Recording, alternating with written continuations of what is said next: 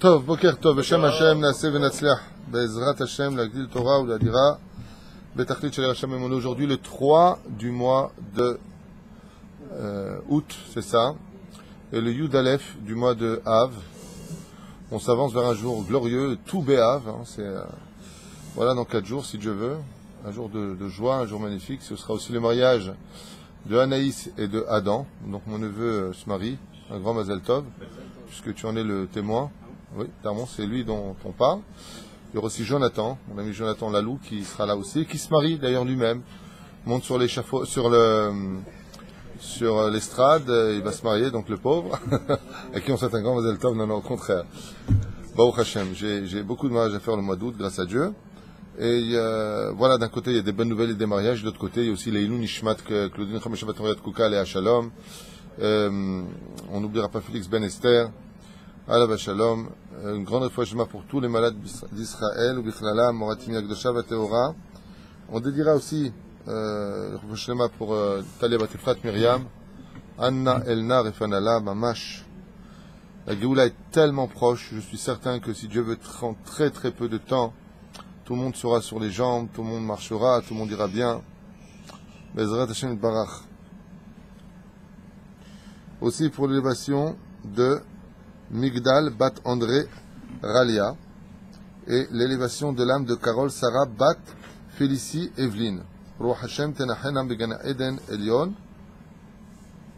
Bezrat Hashem Torch Ar Bnei Israël. On est dans, et d'abord que ce jour soit aussi surtout voué pour la Shrina qui n'a toujours pas de maison, en espérant de bonnes nouvelles, Bezrat Hashem, et beaucoup de shalom dans les familles, ce qui n'est pas évident. Comment on fait pour avoir un shalom dans les familles? Comment on fait un shalom dans une société? Comment on fait un shalom dans la vie de tous les jours? C'est pas un cours sur le shalom. Eh bien, c'est très simple, il y a un secret magnifique. Si chacun connaissait sa place, il n'y aurait pas de problème dans les familles, dans les sociétés, dans les synagogues, dans la rue, dans le social, comme dans le professionnel. Tu es d'accord? Bien cher. J'ai fait une analyse très profonde sur le sujet. J'ai dit, c'est quoi le mot facteur du shalom? Si chacun connaissait sa place dans toutes les discussions que j'ai en fin de compte, ben les gens bougent de leur place, prennent la place de l'autre, ou se mêlent de ce qu'ils ne devraient pas se mêler, ou font ce qu'ils ne devraient pas faire, ou disent ce qu'ils ne devraient pas dire. Et résultat, ça fait des guerres. Voilà ce que j'en ai résulté cette nuit. Hein? Et on aurait le Bat Mikdash. On a commencé hier, on a fait 2 mitzvot. On en a plusieurs à faire, on en a 12. Donc je voudrais quand même finir parce que c'est quand même très important. Et comme aujourd'hui je vais faire des halachot, ça comprend aussi des halachot. Alors, l'autre avait betre. Raïdi, Kri Marshava Mevia l'idée Maasé. Donc on est dans les 613 mitzvot, Parashat Vaitranan. L'idée Atava, Yochal Agia, l'idée Gzela, l'idée Rechitsi Ha. Il dit que malheureusement, pourquoi il marqué l'autre avait dans la paracha de la semaine, tu ne convoiteras pas, tu ne désireras pas plus exactement ce que l'autre possède, le Tama Mitzvah, parce que quand une personne ne contrôle pas ses envies, automatiquement, il peut en arriver jusqu'au vol. Vol du langage, vol du regard, et qui est considéré comme du vol, et vol, qu'est-ce qu'on appelle un vol du regard? Une femme mariée passe, elle est mécoudéchette, je la regarde, enfin pas moi, vous la regardez, enfin pas vous non plus. Une ordure la regarde, et il la regarde, et avec ses yeux, il prend sa beauté. Comme on l'a avec Sarah et Menou, qu'est-ce qu'il a fait Pharaon? Il a volé la beauté de Sarah. Comment? Il s'est rincé les yeux sur elle. Ça s'appelle Gezel et Naïm. Nora Vayom. Des choses que les gens ne savent pas. Gezel et Naïm. Tu voles avec tes yeux. C'est là. Hein? Quelle? Une femme, elle est mécoudéchette. Donc elle appartient à quelqu'un. Alpi alacham min betula, on ne peut pas la regarder. C'est encore un autre issue. Alors quand un homme dit Areat mécoudéchetli betabazo, elle est sanctifiée pour lui. Le fait d'observer la rondeur d'une femme, la beauté de ses yeux, c'est voler la propriété de l'homme. Parce qu'elle appartient à quelqu'un. Même si le mot appartient à quelqu'un paraît péjoratif, mais elle est mécoudéchette. Ça veut dire qu'elle est sanctifiée pour cet homme. Il n'y a que lui qui a le droit d'observer sa beauté. Et si elle est moche, ben, il n'avait qu'à faire attention avant. Qui a marchava, mais via l'idée, il n'y a pas de moche en Israël. Rabbi Asherma, il n'y a pas de moche. Il n'y a que des jambons. Baruch Hashem. L'idée m'a assez. Car la pensée, pourquoi c'est si grave? Arrête, on a vu que toute mauvaise pensée, qui ne s'est pas faite par l'action, ouais, ne compte pas comme une avéra. C'est le Tam Hamza qui explique ici. C'est là. Par exemple, une personne pense à faire du mal, mais il ne l'a pas fait, à part Avodazara. C'est-à-dire, et à part l'otachmod, même si l'otachmod dans le tachles, c'est prendre la femme de l'autre, c'est le marloquet, aval. Pour rester dans le cadre de l'explication, pourquoi Be'etzem, pourquoi on a besoin de nous dire que tu ne viendras pas convoiter dans le sens pensé.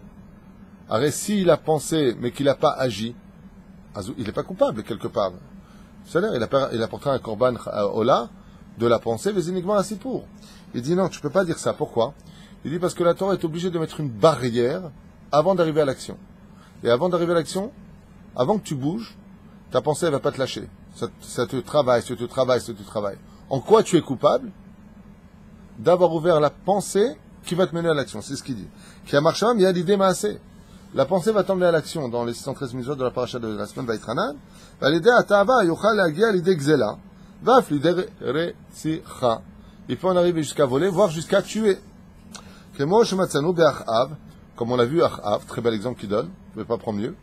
La vérité, excellent. Achav, il a convoité le champ de Binyamin. Vous vous rappelez? On l'a étudié ensemble. Donc Sharav Navot, Mipene Shechamad et Karmo. Il a tué Navot. Je crois que c'était sur le territoire de Binyamin, non? Étudier ça.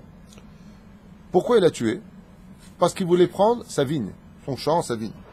Mais la reine Israël Torah, les Shamer, Af min Atahava Balev. Et c'est pour ça qu'on a, dans les mitzvot de la Torah, intérêt à faire attention à scruter notre cœur, de retirer toute chose qui soit strictement interdite. Il y en a un qui a malheureusement a eu ça. Et regardez, c'est Nora Vayom, ce qui dit, encore une fois, on peut le lire, mais on peut le vivre. Celui qui va le lire, celui qui va le vivre. Moshe Rabbeinu alav shalom, quand Yoshua bin Nun prend sa place, c'est Yoshua qui va dans le Saint des Saints, dans le Ohel Moed plus exactement. Moshe dit, alors qu'est-ce qu'il t'a dit?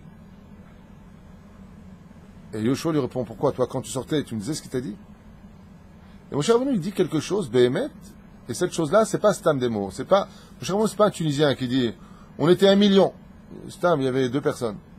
Moshe Rabbeinu quand il dit, je préfère 1000 morts qu'une seule fois jaloux, il vient nous enseigner que mieux vaut mourir 1000 fois que d'être jaloux. C'est là que la gravité de cet interdit-là de convoiter, mieux vaut mourir 1000 fois, chas shalom, que d'en arriver à là. Alors, comment dire on est 1000 fois? Il dit dans le monde d'en haut, Hashem emit umhaye, Hashem emit umhaye, Hashem emit umhaye. Est-ce que ça veut dire que quelqu'un qui est jaloux son c'est 1000 fois la mort? Est-ce que ça veut dire ça? Je n'en sais absolument rien. De dire oui c'est ça, ce serait chutzpan de ma part, je ne l'ai jamais lu. Mais ce que je sais par contre, c'est que j'ai lu que quand Moshe il a dit je préfère mourir 1000 fois, c'est qu'il vient donner un punch. Les mots ne sont pas distam dans la Torah. La Torah elle est nitzrit. On ne change pas la Torah. Contrairement à certains qui disent la Torah du Har Sinaï est finie, c'est une nouvelle Torah. C'est-à-dire, il y en a qui disent comme ça. Hier soir, il y a eu un cours où un rav a dit les gens en ont ras-le-bol de cette Torah-là, ça suffit avec cette Torah-là, ça suffit avec le Shabbat, ça suffit avec ça, mais comprenez ce que j'ai à dire. Bon, moi je comprends plus ou moins ce qu'il veut dire parce qu'il se base sur un des versets qui dit que Brit HaChadasha, justement, c'est de là qu'est sorti le nouveau christianisme. Ils ont dit justement exactement les mêmes mots à une époque, mais lui, devant un grand public, il vient et il dit des choses pareilles. Il a juste oublié le Rambam, quoique, à mon avis, j'ai rien à lui apprendre à ce Rav, c'est un Tamit Racham, mais il a juste oublié le Rambam qui dit Velo tishtane b'shum zaman chas v'shalom, la Torah ne changera en aucun temps chas v'shalom. Et combien même, si, à l'Pisod, tu te serais lancé dans des choses pareilles, quand tu t'adresses à un public de Natania aussi général dans la Torah, je veux dire traditionnaliste, tu ne fais rien d'autre que de jeter l'essence sur le feu de leur Yetzerara, parce que les gens repartent très heureux en disant il n'y a plus besoin de sniout, il n'y a plus besoin de Shabbat, plus besoin de kashrut. Donc je vous demanderai vivement, chers amis, et je dis ça à Shem Shamim, je n'ai aucun intérêt personnel, de vous méfier de certains rabbanim et certains cours, je vous conseille vivement. Parce que même s'il y a quelque chose, et je connais les références de ce qu'il dit, c'est le Rabbi Cherki qui lui-même explique qu'à la fin des temps, il y aura une nouvelle Torah. Alors de quoi est-ce qu'on parle? Je vais quand même vous donner les références pour qu'on ne se perde pas la tête, quoi. On ira plus selon Hillel, on passera selon Shammai, par exemple. Il y aura des changements, mais des mutations de notre Torah. Par exemple, on ne peut pas manger le porc, on pourra manger du porc, on ne peut pas manger du dauphin, on pourra manger du dauphin. Il y a plein de choses comme ça qui vont intervenir. Pourquoi? Parce que le peuple d'Israël va s'élever à un très très haut degré. Mais tant que la personne n'est pas là, tant que Mashiach n'est pas là, qu'il n'y a pas les 6 conditions prescrites par le Rambam sur tout ça, on se doit de suivre la Torah. mamash au doigt Yalel tel qu'elle est. Et heureusement que le monde Haredi est là, grâce à Dieu. Heureusement que le monde Haredi est là pour être les mamash, les gardiens de notre Torah. Heureusement que on a le Rav Steinman, le Rav Kanievski, les Gdolé Hador. Et je vous affirme qu'aucun Gdolé Hador n'aurait été d'accord avec le discours qui a été fait hier soir. Aucun Gdolé Hador. Le pire, c'est qu'il n'y a même pas de référence. Voilà. C'est utiliser exactement les versets que la chrétienté a utilisés pour dire Brit HaChadasha, la nouvelle alliance. Voilà. Et c'est marqué effectivement que quand viendra le vrai Machar, pas Jésus qui a été utilisé à bonne escient pour leurs intérêts personnels, mais quand viendra le vrai Machar ben David, Bezrat Hashem, de la tribu de Yehuda, comme le prescrit la Torah, un homme se lèvera de Yehuda, Kochav Darach Be Yaakov, Bezrat Hashem, alors lui, il dira ce qu'il y a à dire, il fera ce qu'il y a à faire, il y aura Elion et Vizacholatov, il y aura Rabbi Shimon Bar Yochai à côté, il y aura Rabbi Akiva, tous les Tanaïm, il y aura Hillel Zaken, Shammai, il y aura tout le monde, et donc on verra à ce moment-là quoi faire, quand on aura tous les prophètes d'Israël, et que le ciel et la terre soient remplis de la connaissance de Dieu. En attendant, ce n'est pas du tout le cas. Mesdames, vous avez intérêt à faire très attention pendant Tisha B'Av, on a parlé des punitions des femmes qui sortent sans kissouille, pendant Tisha B'Av, on a parlé des punitions, de la gravité extrême de celui qui regarde une femme dénudée, une femme qui se dénude, donc ne tombez pas dans les pièges de discours qui arrangent fortement vos oreilles pour faire des adeptes à une nouvelle façon d'enseigner sa Torah, Hashem Yishmor V'Yirachem. Hashem Yishmor V'Yirachem. Même si, encore une fois, je le dis et je le répète, regardez jusqu'où je vais aller. Même si son enseignement il est bon, il est basé sur des analyses de regarde ça, plus ça, plus ça, plus ça, comme le fait souvent le Rav Uri Cherki, n'enseigne pas ça, si ce n'est qu'à des gens qui sont très forts en Torah, des gens qui sont très pieux, qu'on a Yirat Shamaim, mais certainement pas un discours pareil devant un tzibour qui va le lendemain aller sur la plage ou se retrouver au café en train de faire du Lachon Hara, du Moussi Shamra, sans faire d'accusation. J'explique, verse pas de l'essence sur du feu, mon Dieu, et que les gens fassent très attention. Tous ceux qui cautionnent ce genre de cours paieront de la même façon dans le ciel. On n'a pas le droit de cautionner ce genre de cours. Voilà, j'ai fini avec cette parenthèse, je voulais même pas en parler, mais ça m'est sorti. Yehud Hashem, donc on parle de Yehud Hashem. De quel Yehud Hashem on parle? C'est un parasha de la semaine. Bidjouk, il a fait Meod. Shema Israël, Hashem Elokeinu, Hashem Echad. Alors, ce verset-là, vous savez qu'il est composé de 25 lettres qui correspondent à un des noms divins qui s'appelle Ko, simplement. Ko, c'est le dévoilement de la Shekhinah qui se trouve exactement au-dessus du Kotel. Le nom de Dieu qui se trouve au-dessus du Kotel s'appelle Ko. Nelcha Ad Ko. On va jusqu'à Ko. C'est où? C'était à Moria. Mais, combien on a de mots? Shema Israël, Hashem Elokeinu, Hashem Echad, 6 mots. Et ces 6 mots-là sont si forts que Baruch Hashem, Shtabar Vitali Shmonlat Shel HaKadosh Baruch Hu, c'est vrai que c'est facile de fauter, mais c'est facile de réparer. Tout simplement de vouloir. Pourquoi? Parce que vous avez vu que juste avant, on a vu les Irmiklat. Mazé Irmiklat, Masé, Parashat Masé, ville de Mir. Combien on a de villes de Miklat en tout? Donc en 48, voire 49, si tu veux rentrer dans les détails. Aval, en dehors du Jourdain, à l'intérieur du Jourdain, et les autres villes qui se sont dispatchées. Aval, Mideoraita, dans la Torah Techles. 3 dedans, 3 dehors. C'est là. Ça fait combien? 6. Alors, on n'a pas de ville Miklat aujourd'hui. Les Miklat étaient pour les Lévi'im. D'accord? Quand tu avais un brigand qui avait tué par inadvertance, quand j'ai un brigand, Pérouche à Davar, qu'il s'était rendu coupable dans le ciel d'être le martinet qui tuerait une personne. Donc en ça veut dire un brigand, puisque Hachem et Galgal Choval Yedechayav, comme on le sait. Dieu envoie la punition par celui qui mérite d'être celui qui donnera la punition, donc il est coupable en cela d'être celui qui par inadvertance a tué l'autre. Mais on l'envoie dans une ville de refuge. On l'avait expliqué la dernière fois que les villes de refuge étaient là pour relever, redresser ce qui n'allait pas chez celui qui avait de mauvaises vertus. C'est pas comme la prison où tu mets un mec qui a fait une petite bêtise, il ressort et devient un brigand. Dans les villes de refuge, tu mettais un brigand, il ressortait de Sadiq Gamour. C'est là. C'est la mort du Kohen Gadol. Alors aujourd'hui, on n'a pas de ville de refuge. Qui sont ces 6 villes de refuge? Le Zohar HaKadosh nous dit Shema Israël Hashem Elokeinu Hashem Echad. Ça veut dire quoi? Quand une personne, B'Siyata Dishmaya, elle a fait une chose qui n'était pas bien, Beshogeg, elle ne savait pas par exemple, elle a fait un Issour Shabbat. Alors, elle fait un Issour Beshogeg. Le Goël Adam, il vient. C'est le Goël Adam, les anges accusateurs viennent. Oh, qu'est-ce que tu fais Shabbat ailleurs, hein? Tu t'assois, tu fais Shema Israël, Hashem Elokeinu Hashem Echad, tu rentres dans une des villes de refuge. Comme ça, j'ai lu. Adam Yeshev Yagid Shema Israël. Lama, Shema Israël, Hashem Elokeinu, Hashem Echad. Kach ze katuv. C'est là. Top. Je suis désolé, je ne me rappelle pas du Chacham qui le dit, mais il le dit. Mitzvah tassé. Donc, on a une mitzvah tassé d'Oraïta, le Shema Israël. Le Shema Israël, qui est une des prières les plus puissantes de toutes les prières que nous avons dans le judaïsme. C'est là. En quoi est-elle puissante? Parce qu'on reçoit sur nous le Ol Malchut Shamaim le matin et le soir.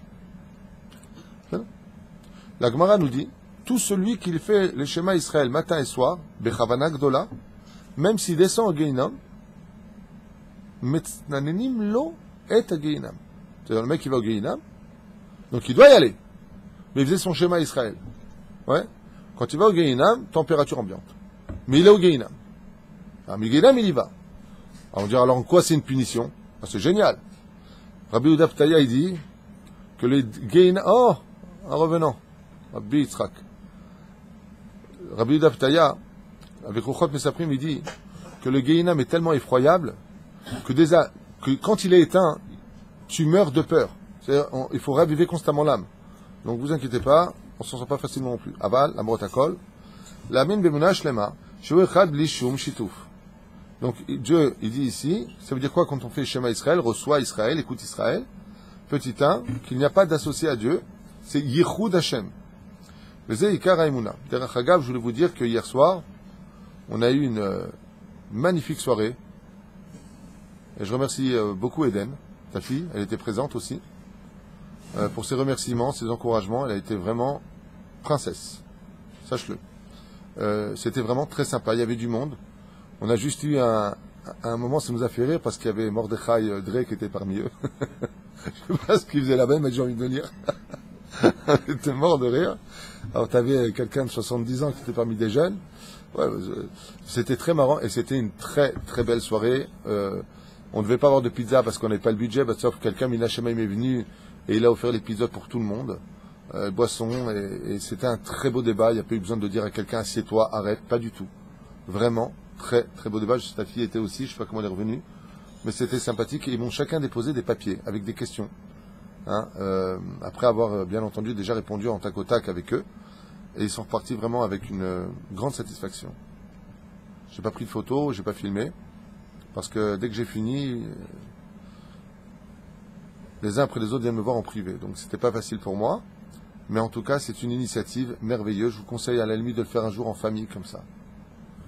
Faire en famille, même si on n'est jamais prophète dans son propre pays, ça veut dire que c'est très dur en famille de faire un tac au tac. Malgré tout, Kedai me'od me'od me'od, Bezrat Hashem. Vous avez des enfants merveilleux, sachez-le. Mamash Chaval al-Azman. Ils ont simplement des questions où ils n'ont pas de réponse. Hein? Des questions pertinentes. Il y a un enfant hier qui m'a écrit une phrase quand même qui m'a fait rire. Qui a créé Dieu? Qui a créé Dieu? Mais on m'anienne que ça passe dans la tête d'un enfant que c'est pas possible d'exister sans avoir un père et une mère. C'est pas possible. Alors j'aurais posé une question comme ça, je fais une parenthèse comme ça entre nous. J'aurais dit, dis-moi, à quel petit animal est comparé le peuple d'Israël? Et il y en a un qui m'a répondu au Tolaat. Tolaat, c'est le ver de terre. Je lui ai dit, si je prends un ver de terre maintenant devant moi et que je le coupe en deux, qu'est-ce qui se passe? Eh bien, chacun partira de son côté. Le ver de terre va continuer.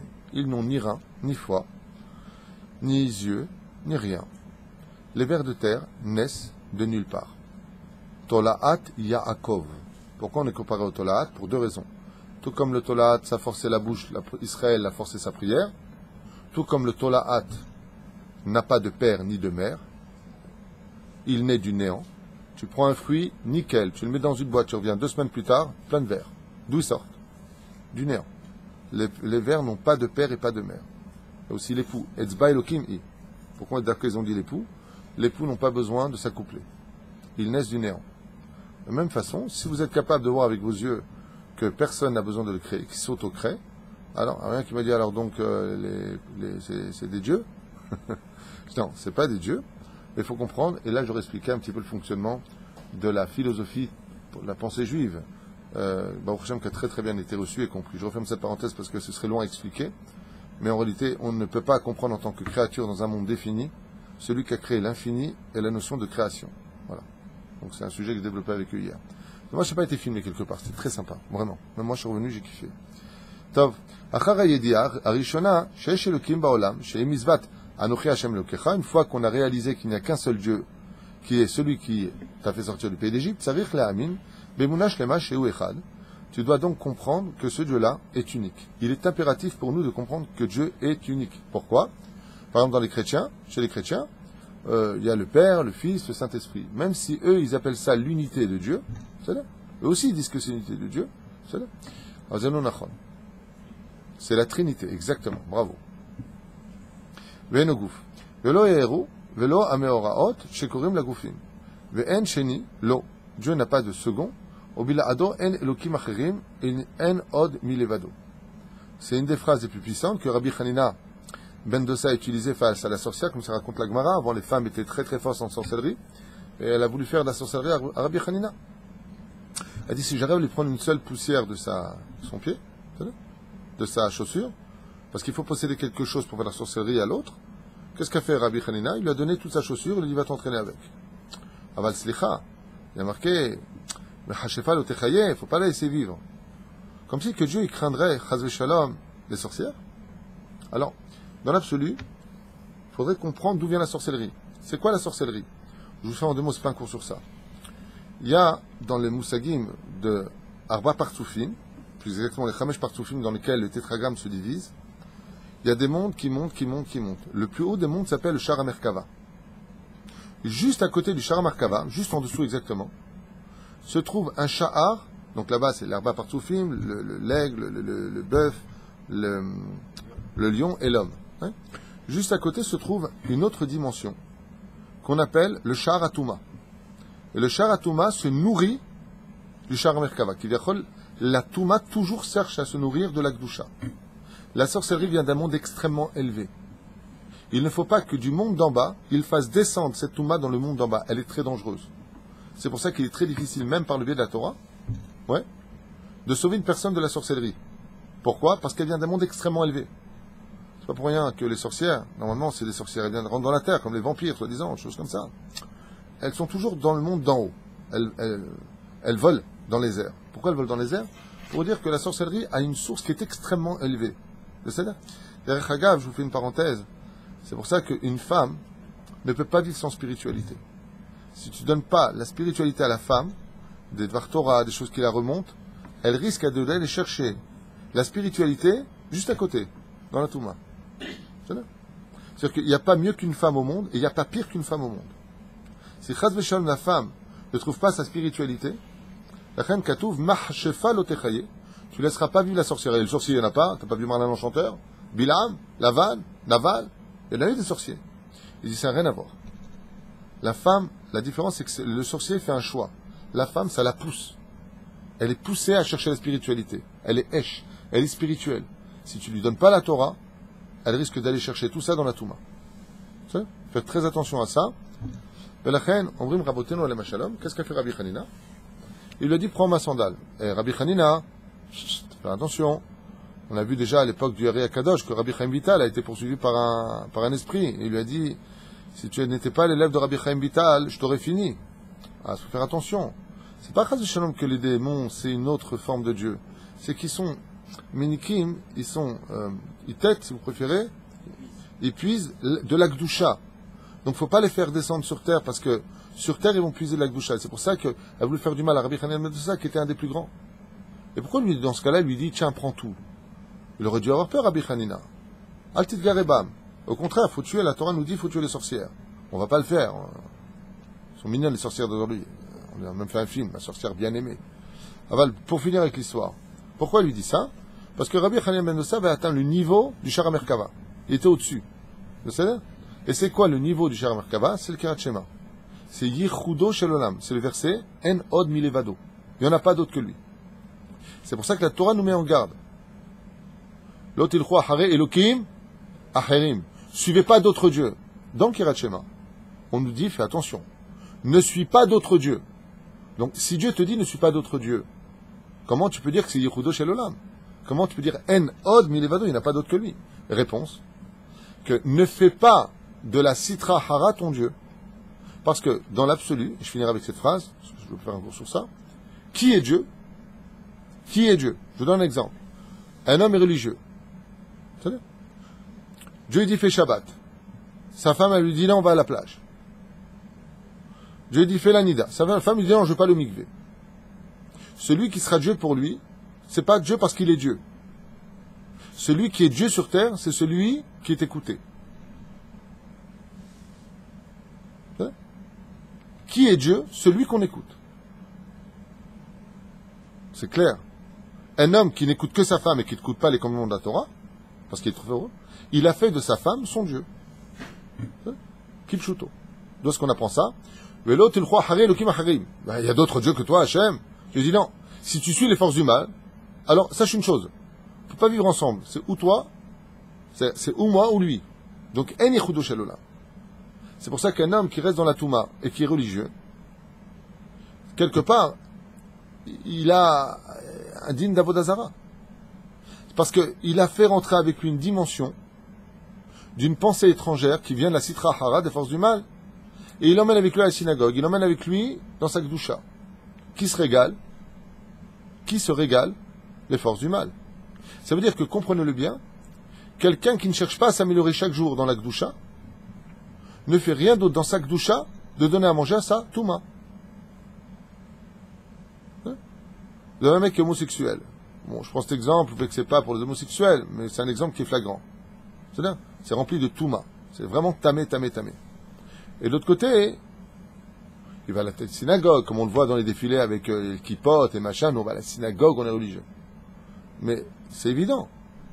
La Touma qui est en toi, elle ne veut que ça. Va étudier la Torah telle qu'elle et va à la synagogue et fait un maximum de misot. Pourquoi? Miam, ani ne misé. Comme ça, explique les chachamim. Alors, dans ce cas-là, qu'est-ce que dit la personne? Ah ben, si c'est comme ça, alors, mieux vaut ne rien faire quand tu es tamé. On est tous tamés, donc on ne fait plus rien. Réponse, pas du tout. Si tu es tamé, que tu cherches à t'améliorer, tu pries Hachem avec des larmes, Hachem, je veux arrêter mes bêtises, je veux sortir, automatiquement, le Créateur du monde, comme il voit que tu veux t'en sortir, il sépare les Averot des mitzvot, il sépare la Touma de la Gdusha, tu gardes ta Gdusha. Donc surtout, accroche-toi quand tu es dans les sables mouvants. Si tu lâches la corde, c'est-à-dire la Torah, tu vas t'enfoncer. Donc ne lâche pas cette Torah, même si tu as 99% de ton corps dans la boue, ne lâche pas la Torah. Parce que c'est ta seule chance de t'en sortir. Alors comment je fais dans ce cas-là? Je demande à m'en sortir. Mais quelqu'un qui chas v'shalom, chalila v'chas, reste dans sa touma, velo mitkaven, il n'a pas l'intention bichlal de changer. Dans ce cas-là, il est préférable pour lui de tout lâcher. Ne fais rien. Pourquoi? Parce que si tu fais, tu dis un chilou lacham en plus. Non seulement tu es tamé, mais tu fais passer pour un religieux. C'est pire. Très bonne question. Très bonne question de qui d'abord? Daniel Naoui. Alors, Daniel E ou Daniel L? Daniel 2LE. 2L. Très bien. Bonjour Daniel Naori. S. C'est la famille Naori, les boutiques? Parce qu'on a besoin de dons pour le 10. Le 10 du mois, il nous manque que 28 000 shekels à l'heure actuelle. 32, pardon. Elle pose la question, est-ce une raison pour laquelle les rabbinim encouragent les divorces de couples qui ont un membre qui pratique et l'autre non? Non, ce n'est pas, Daniel, c'est pas en rapport avec les rabbinim. Les rabbinim n'ont pas le droit, chas v'shalom, de décider du divorce ou pas de divorce. Mais il y a des cas, al-pi halakha, on a le devoir de divorcer, comme vous l'avez dans le Talmud à côté de moi. Masechet Gitin et Masechet Kedushim. Là, Masechet Kedushim, c'est pour se marier, Gitin, c'est pour donner le get. Il y a des cas de force majeure. Par exemple, l'homme demande à sa femme d'être pudique. Ça le dérange, et sa femme n'a pas de problème d'être en slip et soutien-gorge, on appelle ça comme ça. Je m'excuse pour le mot, à la plage. Donc tous les mecs la regardent. Al-Pi Halakha, il a le droit de l'emmener pour divorcer, il a même le devoir de le faire. C'est là. Sauf si, bien entendu, dans les cas échéants, ils ont fait tchouva petit à petit, elle n'est pas encore prête, je parle pas de ça. Mais si un homme, Bémet, il est dans la Torah, Chazar Betchouva, Mekesh Mishto, il demande à sa femme d'arrêter. Oh, j'ai pas envie qu'on te voie nu à la plage, tu vas le Shabbat à la plage, j'ai pas envie. C'est une raison valable pour divorcer. La femme ne veut pas aller au mikvé. C'est une valable amplement, comme le dit Rav Yosef, Chayav le Gareshota. Il est obligé de divorcer, une malasot. Dans ce cas-là, en brira. Des fois, pour guérir, il faut opérer. C'est pas que les rabbinim encouragent à divorcer, c'est que la halakha demande dans ce cas-là de trancher. En malasot. Qu'est-ce qu'on fait? Réponse. Mais avant d'arriver à cela, il faut d'abord faire un shlom baïd, bien entendu, parler psychologiquement avec la femme ou avec l'homme, c'est là. Mais Bada, que c'est pas évident, c'est pas bari, que l'homme, il aille à la pêche le Shabbat, il laisse sa femme toute seule qui est chômeur de Shabbat à la maison, ou le contraire, la femme, elle sort à faire le shopping pendant Shabbat, pendant que le mec, il est à la synagogue, il est seul, il se sert à manger tout seul, elle lui dit chacun sa life. C'est pas le chemin de la Torah, Hachem est chemin d'une telle chose. Voilà. C'est là. Ven Shelilo. Est satisfaite, madame Bon. Vilado. אין אלוקים, וצריך שיגמור בדעתו באמת בשעה שאומר פסוק זה, שהוא מוכן למסור את נפשו למיתה עבור אמונה זו. Dans Kirat Shema, on doit avoir une kavana précise. À quel moment on doit avoir la kavana de dire Areni moser et nafshi l'arba mitot beddin, sekila serefa ereg vichenek. Voici que je suis prêt à donner ma vie pour Dieu, selon les 4 façons de mourir. Ça s'appelle mourir de Kiddush Hashem. À quel moment on doit avoir cette pensée? Oui, non, mais c'est la question que je demande. À quel mot? Non. Bonne réponse de Hachar Cohen. À Echad. D'accord? Pas Echad, on dit Echad. Shema Israël, on s'arrête. Hashem Elokeinu, Hashem, on s'arrête. Echad. On va jusqu'au bout. Et là-bas, qu'est-ce qu'on fait? Il y a des kavanot à avoir. Aleph de Echad, c'est Dieu est unique. Chet, les 8 mondes. Dalet, les 4 points cardinaux. Quand j'arrive au Dalet, le Dalet, je le fais un peu long. D'accord? Quand je le fais un peu long, il faut avoir dans l'esprit de dire je suis prêt à donner ma vie pour Hachem selon les 4 méthodes Beddin, Sikila, Serefa, Erik, Bichenek, comme dit l'Agmara dans Maseret Makot. Les 4 méthodes Beddin. C'est là, c'est là. Ou Sanhedrin.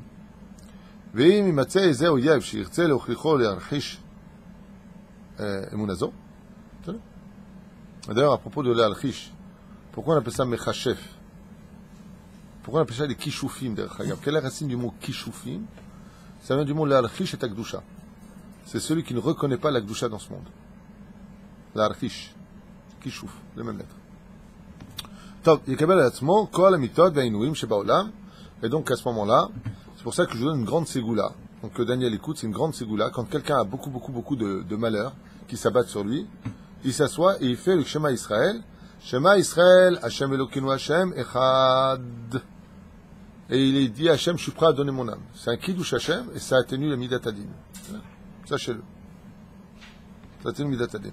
ולא הכחיש את האמת הזו, ולא מחשבה ולא דיבור ולא במחשב. במעשה, כיוון שאין נחשב כאילו מסר את נפשו על ייחוד השם במעשה בפועל.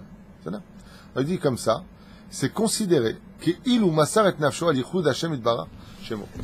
C'est comme si qu'une personne, quand il a les kavanas, c'est pour ça que très souvent à l'heure de la prière, le téléphone sonne, on rentre très en retard, on fait passer plein de choses avant la prière parce qu'on est tout le temps supposé être celui qui contrôle nos vies. Donc il faut faire don de soi. Je viens à faire le Shema Israël. Là, il nous dit dans le Tama Mitzvah, il nous dit, sache une chose, quand une personne fait le Kriyat Shema et qui dit à ce moment-là au mot Echad qu'il est prêt à donner son âme selon les 4 méthodes Beddin, c'est considéré dans le ciel comme si qu'il était mort de Kiddush Hashem. C'est-à-dire, Ke'ilu Masaret Nafsho al Kiddush Hashem. Maintenant, Yadoua Lakol, Kizé Ikar Haimuna Ve'ashoresh. Noged Besrarim El Kevod, Bechol Makom, Bechol Et, Mitzvah Zo, I, Mitzvat Asem, Pizut, Noged Bechol Riga, Mitzvat Asem de la Torah. Maintenant, je voudrais quand même m'arrêter sur un détail, qui n'est pas un détail, qui est très important à voir, c'est le domaine de Ata Or Et Alada, qui Adonai ou Elohim, Od Milevado. Vous avez remarqué qu'on revient sur ce verset-là, Ata Or Et Alada. L'aïmouna du peuple d'Israël, voilà, il me reste 5 minutes, donc je finirai juste avec ça pour aujourd'hui. Mais l'aïmouna du peuple d'Israël est basée sur le rationnel. On en a déjà parlé à maintes reprises. Ata or eta. Qu'est-ce qu'a fait Hachem? Par exemple, prenons les religions. Je sais que j'ai déjà parlé de ça, mais c'est pas grave, parce que c'est en rapport avec la paracha de la semaine. Quand Jésus a dit de son côté à lui que Dieu lui a parlé, qu'il a eu une révélation, il n'y a absolument personne. Et si vous voulez parler de gens, de machins, de trucs et de chouettes, les personnages qui ont créé le christianisme sont venus à peu près 159 ans après la mort de J.C. Donc il n'y avait pas de témoin oculaire. Et quand on parle de lui-même, il n'y a aucun témoin oculaire. Et quand il aurait été soi-disant enterré dans la grotte, machin truc chouette, qu'il aurait disparu, il n'y a aucun témoin oculaire. Ça veut dire c'est que on pense. Il était, il est pas. Il serait bien pu par derrière être enlevé, peu importe. Si on s'adresse à Bouddha, il dit que Dieu lui a dit fais ton régime. Il n'y avait personne. Il lui a dit essaye du camp. Il a dit ça marche pas. Alors ils ont tout essayé. Il n'y a jamais eu aucune preuve de ce personnage philosophe chinois qui a été considéré comme un prince de Dieu, puis ensuite considéré comme un dieu avec toutes sortes de démons. Maintenant, c'est très possible qu'il ait fait des choses. Pourquoi ? Parce que dans la culture chinoise, je ne sais pas si vous avez remarqué, mais tout ce qui est représenté dans la religion, c'est la représentation des démons. Que ce soit les temples Shaolin ou autres, ce sont des spectres avec des dents qui sortent. Et pourquoi vous trouvez ça chez eux ? Ils ont le yin et le yang, qui est pris de la domaine de ce qu'on appelle les opposés complémentaires. Ils ont pris plein de choses du monde de la Kabbale. Ils ont aussi des sages, en tout cas un sage qui a vraiment relevé le niveau de la pensée chinoise, qui était Confucius, qui a une très très grande sagesse en lui, sauf quand il délire dans ses dictons pour la Vodazara. Mais sinon le reste, c'est très proche de Pirkei Avot. C'est très beau ce qu'il a écrit, il faut reconnaître. Aval quoi qu'il advienne, sans lui faire trop de compliments, de façon générale, c'est une culture qui est basée sur énormément le monde des démons. Donc c'est les forêts, c'est l'Aïdbo des doutes, le bouddhisme, c'est tout ce qui touche à la terre, retourner à l'état. C'est une descente le bouddhisme, hein, sachez-le. On dit que c'est une montée. Non. J'étudie un petit peu cette religion, je vous le dis. Le bouddhisme, c'est la notion de vider ses pensées et ce qu'on appelle la méditation. C'est descendre de l'état d'homme à l'état minéral, exactement. C'est pour ça qu'en général, les prêtres bouddhistes se mettaient dans les forêts, donc ils descendent à l'état de minéral, de végétal, alors que le but de l'ascension, c'est de passer d'homme à prophète. En tout cas, pour lui, il y avait aussi absolument personne. Vous pouvez constater dans leur religion, ne le faites pas, mais je vous le dis quand même. Et si je m'adresse à Mohamed, c'est pareil, avec tout le respect qu'on doit à chaque religion, mais lui, Mohamed, il vient, il dit que dans le désert d'un tel, un ange lui est apparu et qui lui a parlé. D'accord ? Il y avait qui avec toi ? C'est pour ça que les religions, par exemple, si je peux me permettre de vous donner le symbole du christianisme, c'est « Croyez en moi et vous serez sauvés ». Contrairement au schéma Israël, qui est le yichud de l'Aïmouna, c'est-à-dire l'unité de l'Aïmouna. Pourquoi Dafka tout le christianisme a basé toute sa religion sur « Croyez en moi et vous serez sauvés » ? Eh bien, étant donné qu'il n'y a aucune preuve de rien, c'est basé 100% sur l'Aïmouna. Dans la paracha de la semaine, c'est exactement le contraire. Dieu nous interdit de croire en des choses où il n'y a pas de témoignage oculaire vu par des milliers de personnes. Ça veut dire que on n'a pas le droit de donner crédit à des fous qui viendraient te dire Dieu m'a parlé. Et il y en a des fous. Aujourd'hui, il n'y a que ça. Dieu m'a parlé, je suis Messie, je suis Messie, je suis Messie. Toute la journée, ils se prennent pour un footballeur. Je suis Messie. C'est un jeu de mots, c'est pas grave. Donc il y a plein de gens qui sont atteints du syndrome de Jérusalem. Il y en a même d'autres qui ne le disent pas, mais dans leurs commentaires et dans leur façon de parler, on comprend qu'ils sont atteints aussi du syndrome de Jérusalem. Ils se prennent pour le Mashiach. C'est devenu une drogue, l'histoire du Mashiach. Aval, juste, chers amis, pour finir. La Torah nous dit Ata or eta. Continuez. La date. Voilà l'aïmouna.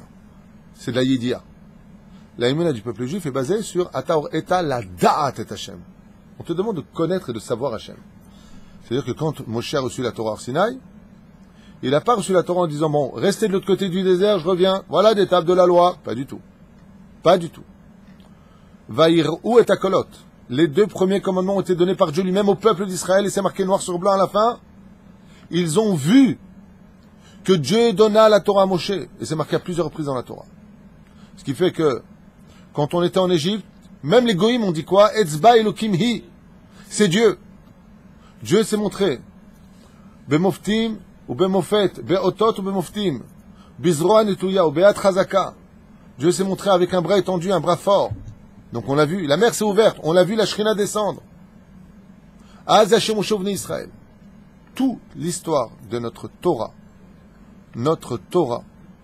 est basée sur Ata or eta la da'at et Hashem. Lama, ki hu Elohim en od milevado. Il n'y a personne d'autre que lui. C'est Parashat Shavua. Ça veut dire que le yichud que nous avons, nous, C'est pas croyez en moi et vous serez sauvés, pas du tout. La Torah t'interdit de croire en ce qu'on t'a pas montré. La Torah t'interdit de croire à des blablas. Sinon, ça a fait des religions. Et c'est ce que j'ai répondu aux jeunes hier soir. À celui qui m'a dit qui a créé Dieu. Je lui ai dit, tu sais, ta question est loin d'être bête. Toutes les religions ont créé leur Dieu. Le seul peuple qui a été créé par Dieu, c'est Israël.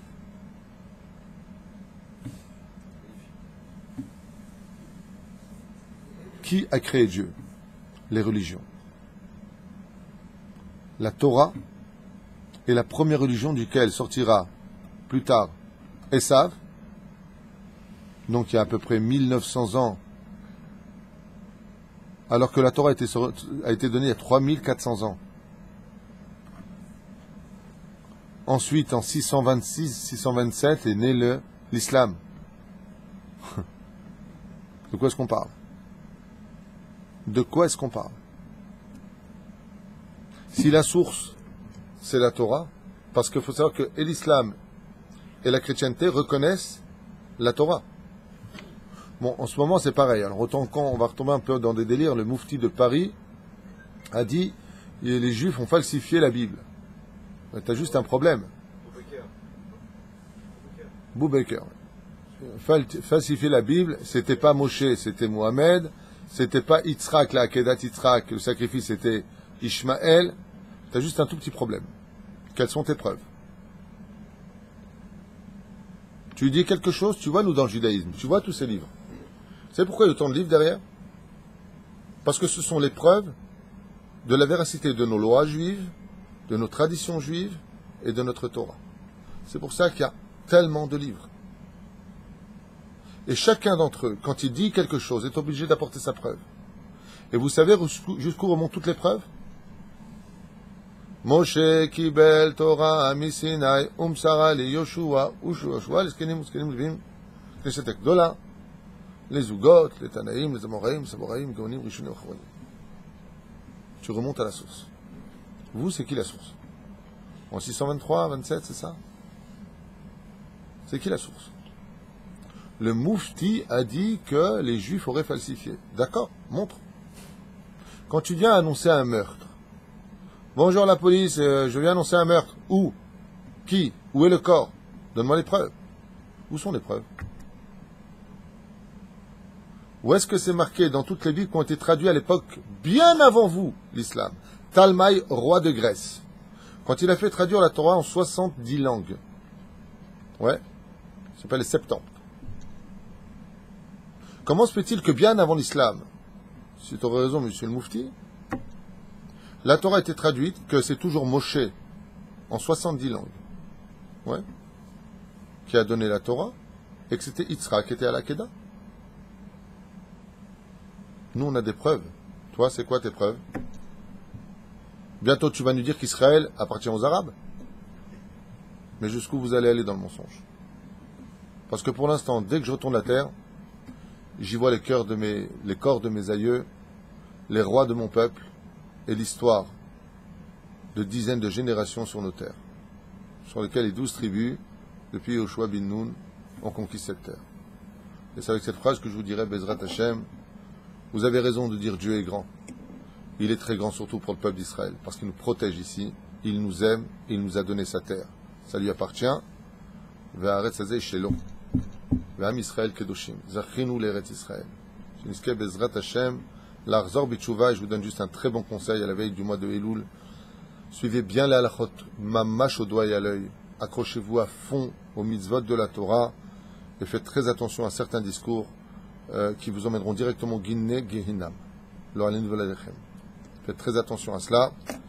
Les katotes, il y en a de plus en plus, et on se demande pour qui les gens, à la fin, se battent.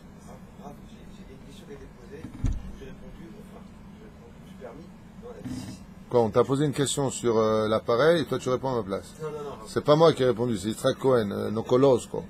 Non, si c'était bien de faire une bonne doute. Est-ce que c'est bien de faire Idbo des doutes? Bah oui, c'est bien. Les Chachamim nous ont dit Vetalmud Torah keneget kulam. le plus haut degré des issou qu'un homme puisse avoir, c'est-à-dire le plus haut degré d'occupation qu'un juif puisse avoir dans sa vie, c'est étudier la Torah. C'est une femme qui a posé la question. Je voudrais juste te répondre. Elle veut revenir Rabbi Nachman de Breslev, et elle a dit Zénachon. Il n'y a pas plus que l'étude de la Torah, sauf une chose. Là, il y a des doutes. Pourquoi? Je vais m'expliquer clairement. Qu'est-ce que la Torah? C'est le langage de la connaissance de Dieu. C'est-à-dire, si tu veux connaître Hachem, c'est pas la peine de perdre ton temps, et d'ourbillère, étudie la Torah, parce que chaque phrase de Torah, c'est un barreau d'échelle qui te fait comprendre la connaissance de Dieu. Comme le dit le Rambam, la date est Hachem. D'accord? La Torah nous a été donnée pour comprendre Hachem. Même si on ne comprendra jamais à fond tout ce que tu veux. Ah ben, c'est cette notion-là qui nous tape au cœur. La Torah, c'est un dialogue. Je vous l'ai déjà dit 100 fois. Dieu n'est ni dans l'espace, ni sur terre. Alors il est où? Son kavod remplit tout. Mais Dieu, il est où? Il est dans le dialogue. Vaïdaber Hashem el Moshe Lemor. Vayomer Hashem. Daber el Ben Israël. C'est qu'une notion de Tzav el Ben Israël. Ordonne. La Torah, c'est des mots. C'est pour ça que quand on veut connaître Hashem, il faut parler. Daber, parle.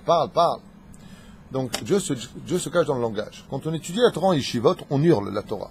Dama, Rav Papa, et on hurle. Hop! Ouais! Pourquoi on hurle? Parce qu'en hurlant, c'est-à-dire pas en hurlant, on n'a pas besoin d'hurler, mais je veux dire en élevant la voix quand on étudie la Torah, on fait apparaître Hashem dans l'essence même dans laquelle il s'est le plus caché dans ses créations. C'est le langage. Ça fait que quand un homme sort faire Saïd Bo des doutes, et qu'il vient parler avec Hachem, il va dévoiler Hachem au plus haut degré, parce que les Chachamim nous disent que Dieu ne se cache pas simplement dans la parole, mais il se cache aussi dans le cœur. Et Rabbeinu nous dit, imagine quand les deux se marient, quand le cœur se marie à la parole. Et à quel moment le cœur se marie à la parole? Dans l'Aïd Bo des doutes, quand tu parles de tout ton cœur avec des larmes à Dieu. C'est le plus haut degré qu'on puisse atteindre. Parce que la Torah peut être malheureusement, et c'est dans certains cas aussi le cas, la Torah, Chaz v'Shalom, peut être dans certains cas étudiée comme des mathématiques. Le Rav Aryeh, mon Rav, m'a raconté qu'une fois en yeshiva, le numéro 1 de la yeshiva, comme ça m'a raconté, ils sont rentrés une fois dans la chambre, ils l'ont trouvé en train de fumer une cigarette Shabbat. Et c'était un Ilou et un Gemara. Malheureusement, c'était un grand Google de l'époque, si vous préférez, mais il n'y avait pas de Hirat Shamayim.